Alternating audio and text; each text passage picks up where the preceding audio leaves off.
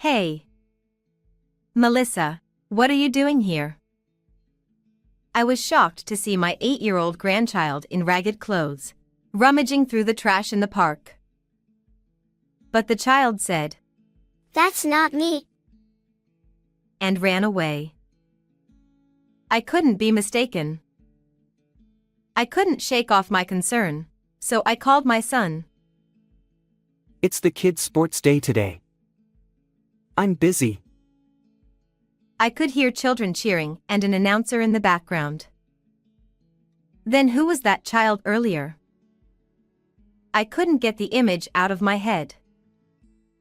And then, the unbelievable truth behind this scene was about to be revealed. I'm Megan Stroll, 58 years old. A few years ago, I lost my husband, who was an executive at a company, to illness. Thanks to the inheritance he left me, I've been living a comfortable life as a housewife. My son Matt, his wife Kim, and their 8-year-old daughter Melissa live about a 10-minute drive from my house. "Grandma, your omelets are my favorite. Can I come over every day?" I'd love that, but you have school. "Then I'll live with you, Grandma. Then you can make them every day."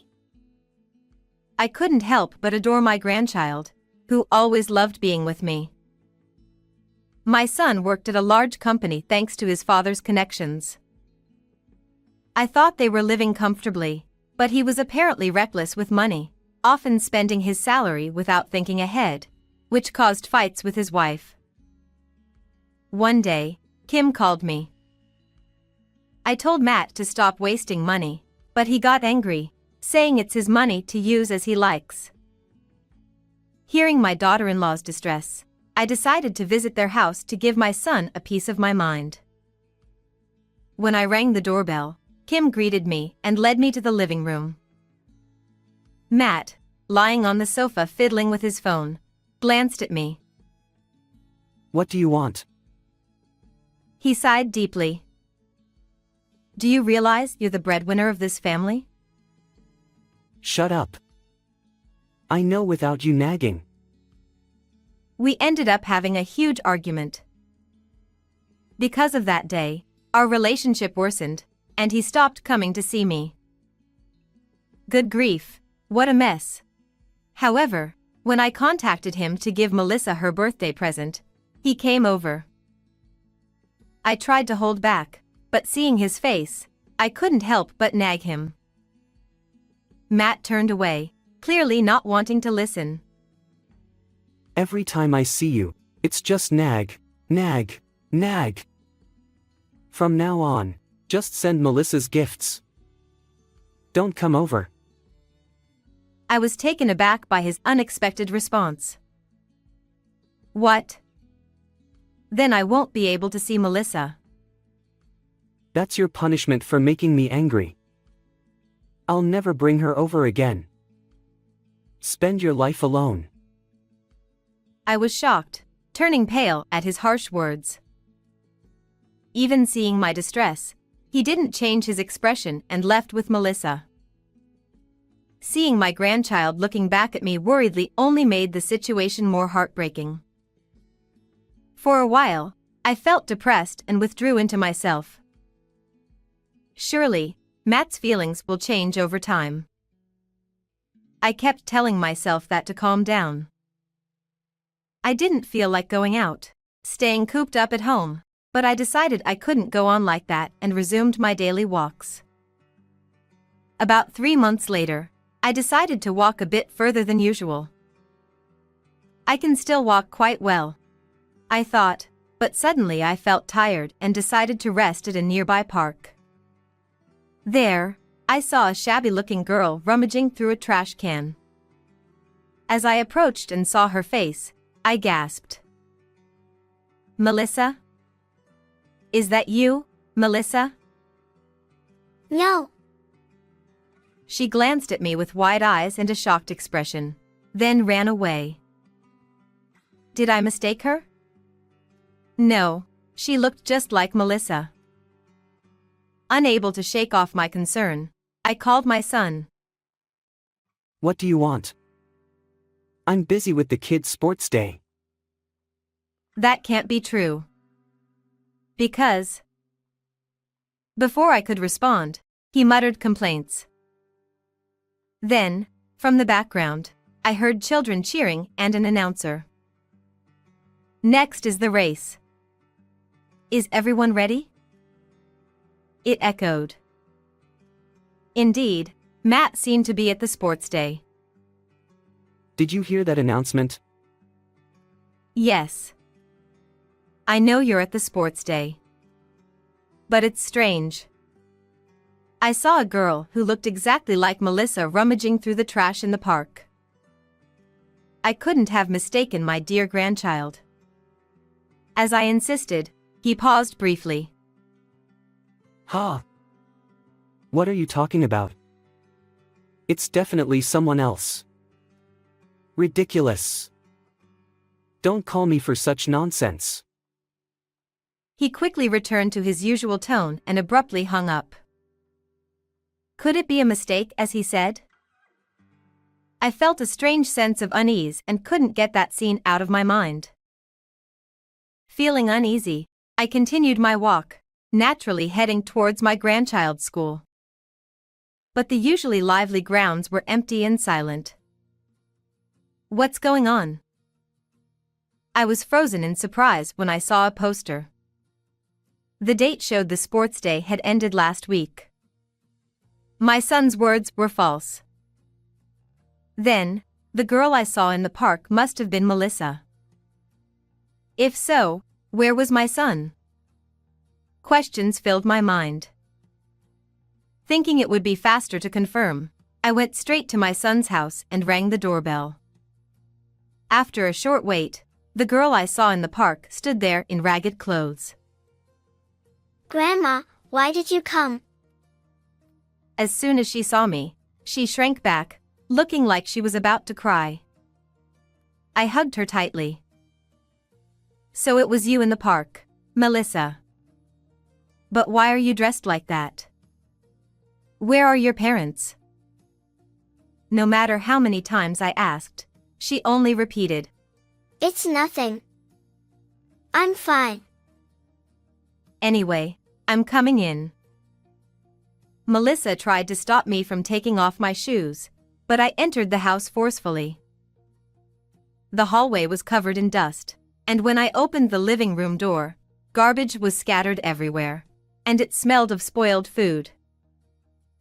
I was speechless at the sight of the room, so messy there was no place to step. What is going on here?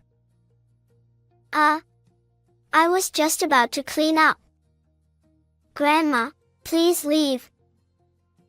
No matter what I asked, she wouldn't answer.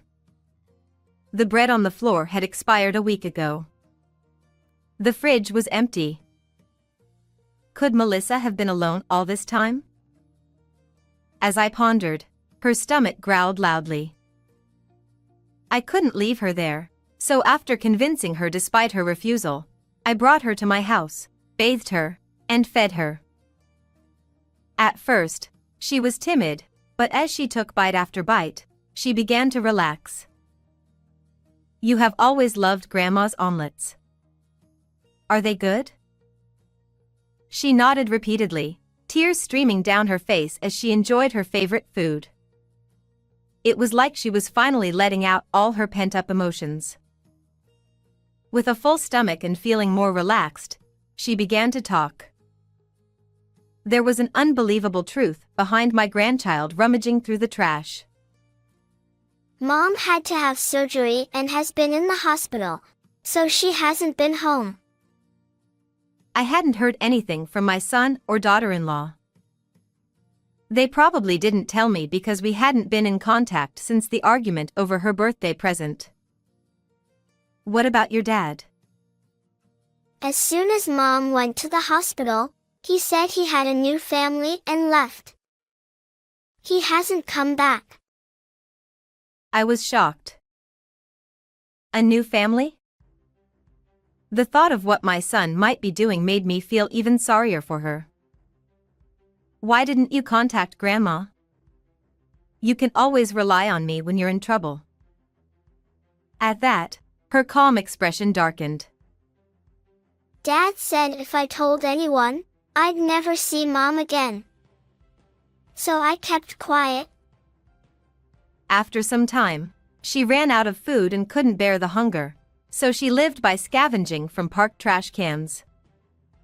However, Melissa was attending elementary school, so she must have been eating at least school lunches. "Were you going to school in tattered clothes all the time?" Dad called the school and told them that I didn't want to go, so he said he would send me to some distant relatives for a while. When I listened carefully, she told me that she wanted to go to school to see her friends, but even that wasn't allowed. My son must have kept her from seeing anyone so she wouldn't reveal what was going on. I called Kim's phone to verify the surprising story I heard from my granddaughter. "What? Is that true?" I was also surprised. Kim had been hospitalized for surgery due to a gynecological illness and thought Matt was properly taking care of things during that time. However, recently, even when she called, he found various reasons not to connect her with our granddaughter, which she found odd. "I'm sorry for any trouble I caused." "How is she?" "She's eating well now and has become energetic again, so don't worry." To my daughter-in-law, whose voice trembled with worry, I assured her that I would take full responsibility for our granddaughter, and ended the call. After that, I immediately contacted my son. When I questioned him about everything, he shamelessly justified himself. She's fine, so there's no need to raise your voice. When you called the other day, it was her son's sports day. Do you realize what you're doing? This woman's my mistress for now, but I plan to settle down with her eventually. Besides, I've always wanted a son, so it's perfect. He casually revealed that he was living with the other woman and her child, neglecting his own daughter. I felt my blood boil and wished I could slap him right there. And I told her I'd make sure she paid if she snitched. What's with all your selfish remarks? Leaving her alone and not letting her go to school is not what a parent does. Even as I lectured him, he let it go in one ear and out the other, starting to justify himself even more. I've smoothed things over with the school, and since Kim's in the hospital, all the calls from the school come to me. As long as no one finds out, it's fine. I'm really smart, aren't I? Listening to him laugh about something that could involve the police, I felt a chill and a sense of dread. What are you planning to do about Kim? She's no use since she can't have kids anymore. I've decided to start a new family with my mistress. I felt terribly sorry for my daughter-in-law, who was suffering in the hospital. However, my son, ignoring my persuasion, even said, "Tell her to leave my house as soon as possible." I was utterly disgusted by his selfishness and shook with anger. But I realized continuing the conversation wouldn't solve anything, so I calmed down and ended the call. Later, I took my granddaughter to visit Kim in the hospital. She hugged our granddaughter tightly. "I'm sorry for making you suffer." Tears streamed down her face. If you're well, then I'm fine. I hope you get better soon. I'll work hard so we can live together again. Please take care of her until then. As she bowed deeply, I gently patted her shoulder. "Leave it to me." I smiled. I asked my granddaughter, who said she was thirsty, to get a drink. Then, I apologized for my son's selfishness and told Kim the whole truth. How awful. I'm the one most hurt by not being able to have children. How could he cheat at such a time? Understanding her pain as a woman, my eyes welled up. Hearing the truth, she cried and decided to divorce him. I think it's best for both you and her if you separate from him and raise her. But we need to make him pay first. It's my fault for being powerless. She blamed herself, but I told her it wasn't her fault but my son's. Just then, my granddaughter returned with the drink. For a while, she clung to her mother, looking very happy. I was determined to avoid any more sadness for these two. On the way back from the hospital. That's it. I have a plan to corner him. I devised a strategy to deal with my son. A month later, I called my son. Kim agreed to divorce you. I've moved her belongings out, so come to your old house when convenient. Really? You're amazing, Mom. Thanks. I'll be there soon. He seemed to be contacting someone and responded that he'd come in 2 weeks. With Kim still in the hospital, I facilitated their divorce. When the day he was supposed to come arrived, I waited, and a moving truck stopped in front of the house. From the second-floor window, I saw him and his mistress smiling as they walked up. I told my granddaughter not to come downstairs no matter what and went down. As I waited inside, I heard the sound of keys in the front door. Ha! The key's not working. What's going on? Irritated, he spoke from the other side of the door. I sighed and opened the door forcefully, glaring at him. Mom? What are you doing here? I told you I'd be waiting at your old house. He seemed shocked, eyes wide, not expecting to see me inside. What did you bring in the truck? My new wife's things. What are you talking about? This isn't your house anymore. I changed the locks too. What? You can't do that.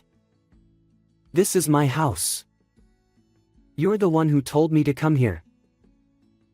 Embarrassed, his mistress nudged him. What's going on? Looking ready to explode, he stepped towards me, and I stood my ground. Remember, this house was under Dad's name? Yeah, so it'll be mine eventually. He insisted it was his right to inherit. You're mistaken. I inherited this house after Dad passed. He must have lived carelessly, not even knowing this. If he had lived happily with them, I might have left the house to him eventually. But he abandoned his wife, who went through a tough surgery, and neglected our granddaughter. I revealed another harsh truth. By the way, I changed the ownership to Kim's name. He couldn't believe it and glared at me, but I wasn't fazed. I had planned everything so she and our granddaughter wouldn't struggle after I was gone. The divorce is finalized, and if you try to enter the house, it's a crime. I picked up my phone to call the police, and he hesitated. If you don't want to be reported, leave with the moving truck immediately. You've got to be kidding. I already gave up the apartment, and everything's here. Oh, that reminds me. I put your stuff in a storage unit. Here's the key and the bill. He yelled angrily, but I pretended not to hear. Goodbye. As I tried to close the door, he pushed back. I know you're really mad. Let us stay at the old house for a bit. I shook my head and gave him a cold stare. Don't you want a successor? Her son would secure the future.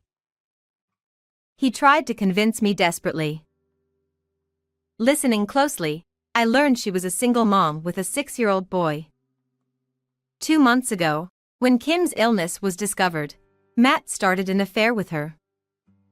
When I heard about the sports day, I thought he'd been cheating for a long time, But it had only been 2 months. Leaving his wife and child for a woman he barely knew was pathetic. I asked if she knew he had a family, and she nodded. If they're my blood, boy or girl, they're precious. Melissa is my only grandchild. Realizing I wouldn't budge, he glared at me menacingly, unlike my son. I stared back. From today, we're no longer mother and son. I can't accept someone who abandons his sick wife and child. He sneered. Fine. It's a relief not to deal with a nagging old lady. His rotten attitude left me speechless. Your job performance is terrible. Your boss only kept you because of your father. When I told him about this, he reconsidered your position. He often had poor attendance and behavior, likely leading to his dismissal. No way. I'll lose my job and salary. How will I live? He finally realized the gravity of his situation.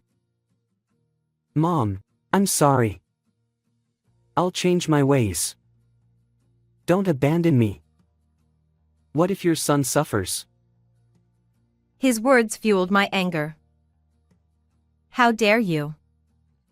Who left Melissa alone without food? Enough nonsense. Seeing my fury, he fell silent. No inheritance for you. And you'll pay $30,000 for the affair and $70,000 for Melissa's support in one lump sum. I'll have nothing left. How will I survive? He turned pale and trembled. I turned to the silent woman beside him. I'm charging you $100,000 for knowing he was married. She protested. This wasn't the deal. He promised me a luxurious life. She lashed out at him, but he was stunned and broken. Don't just sit there. The movers are waiting. Ah! It's too early to scream. Leaving Melissa alone is a crime. Be prepared. I handed him the storage info and slammed the door. I watched from the window as the truck drove away, saying a final farewell in my heart. I then patted Melissa's head and called Kim. I dealt with him. Now you just need to get better. Her doctor had just given her the all clear to go home. Melissa could now fully enjoy being with her mom. Matt ended up in a gray, gloomy place for abandoning Melissa. After being released, he paid a large sum and was left penniless. The mistress, after being charged, left him. Jobless and alone, he eventually disappeared. Rumors said he was seen scavenging in a park. I worried, but he brought it on himself. Kim was soon discharged and lived with Melissa. Melissa happily went to school every day, and I enjoyed time with my grandchildren. Grandma, your omelets are so delicious. I want them every day. Her smile is my greatest joy. How did you like this story? Please subscribe to the channel. See you in the next video.